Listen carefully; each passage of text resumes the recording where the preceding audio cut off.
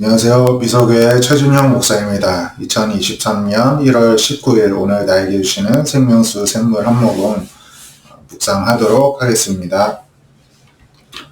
오늘 묵상할 본문은 시편 27편 1절에서 6절이 나오는데요. 다윗의 시라고 설명을 하고 있습니다. 다윗이 고백하기를 여호와 하나님께서 나의 빛이시고 구원이시고 그렇기 때문에 내가 누구를 두려워하겠느냐. 여호와 하나님이 나의 생명의 능력이시니 내가 누구를 무서워하리요. 이렇게 반문을 하고 있습니다. 하나님이 구원이시고 또 나의 능력이시기 때문에 아무도 두려워하거나 무서워하지 않겠다는 제 믿음의 고백이고요. 또 악인들이 내 살을 먹으려고 나에게 왔으나 나의 대적들 나의 원수들이 오히려 실족하여 넘어졌도다.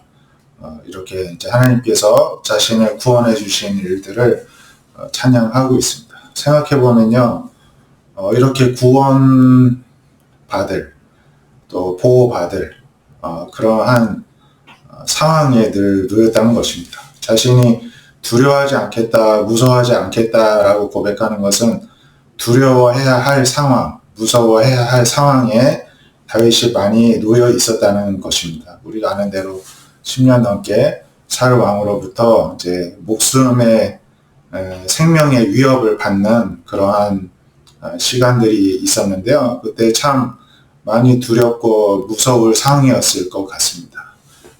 하지만 하나님은 그 가운데에서 구원과 능력을 경험케 하여 주셨습니다. 그래서 군대가 나를 대적하여 진칠지라도 마음이 두렵지 아니할 것이다. 전쟁이 일어나 나를 치려할지라도 나는 여전히 태어날 것이다. 안연할 것이다. 이렇게까지 고백을 하고 있습니다. 그래서 오히려 바라는 것은 어떤 생존의 그런 이제 바람이 아니라 그런 차원이 아니라 오히려 자신이 바라는 한 가지 일은 평생에 여호와 하나님의 집에 살면서 여호와의 아름다움을 바라보고 그의 성전에서 하나님을 사모하는 것이다.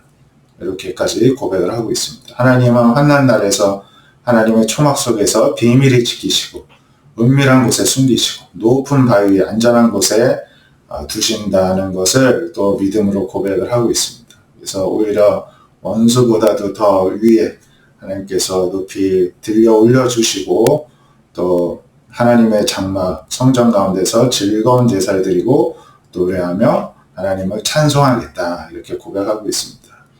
그런 어려움 속에서도 오히려 하나님의 경험하고 하나님의 구원하심을 찬양하는 이 다윗을 통해서 우리가 또 믿음의 사람이 어떠해야 함을 또 배우게 되는 것 같습니다. 이어서 사무엘상 1장 1절에서 20절은 한나가 이제 사무엘을 잉태하게 된 과정이 나오는데요. 잘 아시는 대로 엘가나에게 이제 두 아내가 있었죠. 이제 한나, 브닌나가 있었는데 브닌나에게는 자식이 있고 한나에게는 자식이 없었습니다.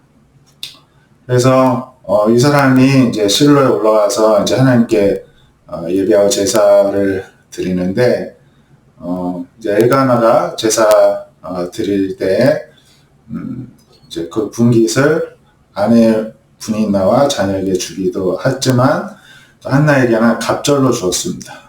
그 이유는 한나를 더 사랑했기 때문인데요. 재밌는 거는 그러나 여호와께서 그에게 임신하지 못하게 하시니 이렇게 설명을 하고 있다는 것입니다. 임신을 우리가 못할 때 하나님께서 임신하지 못하게 하신다는 것을 우리가 이 말씀을 통해서 알 수가 있고요. 또 한나는 남편으로부터 사랑을 받았지만 하나님은 또 임신을 못하게 하는 어려움을 주셨습니다. 브닌나는 한나보다 사랑을 못 받았지만 또 자녀를 주시는 은혜를 주셨습니다. 그래서 하나님께서는 어떤 면에서는 이렇게 각자에게 어떤 것은 채워지지만 어떤 거에는 결핍이 있게끔 하시는 분이라는 것을 또 생각을 해보게 됩니다. 하나님이 이제 그 한나가 임신하지 못하게 하셨더니 브닌나가 이제 한나를 우습게 알고 막 괴롭힙니다. 그래서 한나가 뭐 남편에게 막 이제 울고 하소연하고 막 합니다. 그랬더니 이제 남편 엘가나가 달래주면서 내가 있으니 열 아들보다 낫지 않겠느냐 이렇게까지 사랑과 위로를 받게 하지만 한나는 늘 마음 가운데 이런 이제 슬픔과 또 결핍감과 고통이 있었던 것입니다.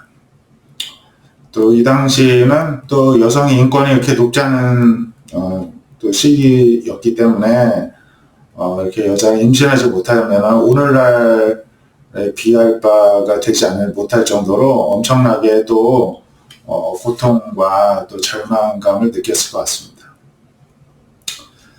이제 한나가 이제 괴로운 마음에 여호와 전에 나아가서 이제 기도하고 통곡을 합니다.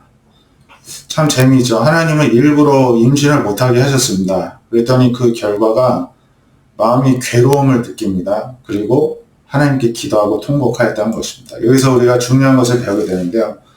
저는 이제 과거에 그런 생각했습니다. 하나님이 왜 이런 어려움을 주셔서 이렇게 고통받게 하실까? 왜 기도하게 하실까? 다른 사람들은 고민도 안 하고 기도도 안 하는데 나한테는 왜 이렇게 하실까? 억울하다. 뭐 이렇게 이제 생각했던 시절도 있었는데요. 오늘 말씀에 의해서 보더라도 이제 하나님께서 우리에게 어떤 결핍을 주시는 이유는 우리가 고통을 받고 고통을 받아야 하나님께 기도하고 통곡하며 하나님을 찾기 때문에 그렇다는 사실을 보게 됩니다. 그래서 우리에게 어떤 어려움이 온다면 하나님이 날 만나려고 부르시는구나 생각하시고 나아가시면 된다는 것입니다. 나아가면 어떤 일이 생기니까 문제가 해결되는 하나님의 응답을 받게 되는 것입니다. 그래서 하나님께 서원을 하죠. 이 여자에게 아들 주시면 하나님께 바치겠노라 이렇게 서원을 합니다. 그리고 이제 뭐 한나가 막 계속 입술만 움직이고 음성은 들리지 않으니까 많이 지치고 힘들었던 것 같습니다. 이렇게 간절하게 기도했더니 엘리 제사장이 이제 막 취한 줄까지도 오해할 정도였습니다. 하나님 앞에서 내 심정을 이렇게 통곡하면서 토해낸 것 뿐이다, 호소한 것 뿐이다 이제 했더니 엘리가 이제 대답합니다. 평안히 가라. 이스라엘의 하나님이 너가 기도하여 구한 것을 허락하시기를 원하노라. 축복을 하였더니 이제 당신의 여정이 당신께 은혜 입기를 원하나이다. 한나가 이제 하나님 앞에서 또 믿음으로 응답하면서 얼굴에 다시 근심빛이 없어졌다. 하나님께 맡겼던 것입니다.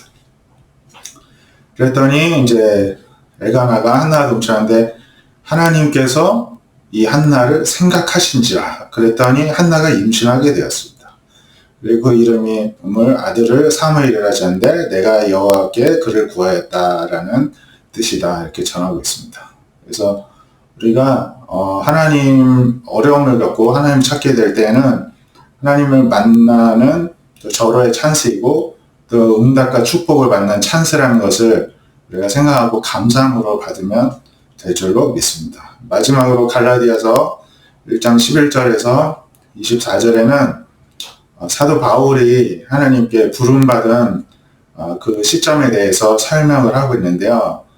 이 복음 사람의 뜻에 따라서 이제 자신이 받게 된 게 아니라고 합니다. 사람에게 받은 것도 아니고 배운 것도 아니고 오직 예수 그리스도의 계시로 말미암은 것이다 이렇게 설명을 합니다. 과거에 유대교 있을 때는 이제 이 갈라디아 성도들도 다 들어서 알 것이라고 설명한다. 이 하나님의 교회를 막 박해하고 멸하려고 하였었죠.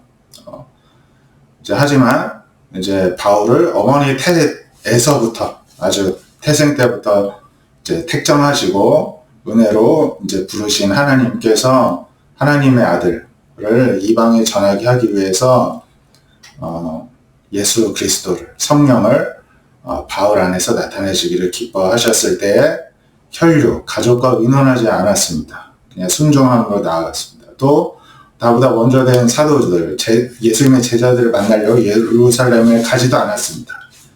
오히려 사람이 없는 아라비아 다메섹으로 가서 한 3년 반 동안 지나면서 예수님을 만나고 예수님으로부터 직접 어떤 계시의 말씀을 받았다는 것입니다. 3년 반 만에야 이제 게바라고 하는 이제 베드로를 방문을 하려고 이제 예루살렘에 올라와서 10을 머무는 동안에 주 형제 야고보, 예수님의 동생 야고보 외에 다른 사도들을 만나보지는 못하였다. 이렇게 전하고 있습니다. 자신이 이제 예수님을 만나고 이제 말씀을 받은 과정을 설명을 하고 있습니다. 사람에 의해서 된 게 아니라 예수님에 의해서 예수님이 주도적으로 이렇게 하셨다는 것을 이제 설명을 하고 있습니다. 바울도 참 힘든 삶을 살았는데요. 유대교에 속해서 이제 그리스도인들을 핍박했을 때도 참 힘들었을 것이고, 또 3년 반 동안에 혼자 아라비아에서 갔다가 또 담메색으로 가면서 이렇게 또 예수님 만나는 과정도 쉽지 않았을 것이고, 그리고 1차, 2차, 3차 전도여행을 통해서 복음을 전할 때도 하나님께서 많은 은혜와 이적을 주셨지만 많은 고통도 있었습니다. 이제 그러한 속에서 이제 그 예수님께서 주신 복음을 전파했는데요. 이처럼 하나님의 택정을 받은 사람도 좀 쉽지 않은 삶을 살아갈 수가 있습니다. 우리가 우리 삶의 어떤 기존을 단순히 편하게 살고 안 살고가 중요한 것이 아니라 하나님 중심으로, 하나님 지금 무엇을 하려고자 하시는가를 관점으로 우리가 바라볼 때 하나님께서 우리에게 어떠한 은혜를, 놀라운 은혜를 주고 계시는가를 우리가 깨닫게 될 줄로 믿습니다. 오늘 하루도 하나님 중심으로 모든 것을 바라볼 수 있는 저희 여러분이 되시기를 바랍니다. 기도하겠습니다. 하나님 감사합니다. 오늘 말씀을 통해서 다윗이나 한나나 또 바울이나 어려운 가운데서 오히려 하나님을 가까이 만나게 되었고, 그 속에서 또 하나님의 역사하심을, 구원하심을, 은혜 베풀어 주심을, 복음 또를 알게 하여 주시고 또 증가하게 하심을 경험하게 되었습니다. 우리 역시도 어려울 때 왜 나에게 이 어려움을 주셨냐고 불평하고 거부하는 것이 아니라 오히려 그 가운데서 부르시는 하나님의 음성에 순종함으로 하나님께 더욱더 가까이 나아가 하나님을 만나는 기쁨과 축복을 누리게 하여 주시옵시고, 또 하나님께서 우리 삶에 또 베푸시는 놀라운 일들을 경험함으로써 또 다윗의 고백과 같이 평생 또 하나님의 정 가운데서 하나님의 아름다우심을 바라보고 사모하면서 한평생 찬양하며 영광 올려드리는 그런 귀하고 복된 삶이 될 수 있도록 오늘 하루도 저희를 친히 인도하여 주시옵소서.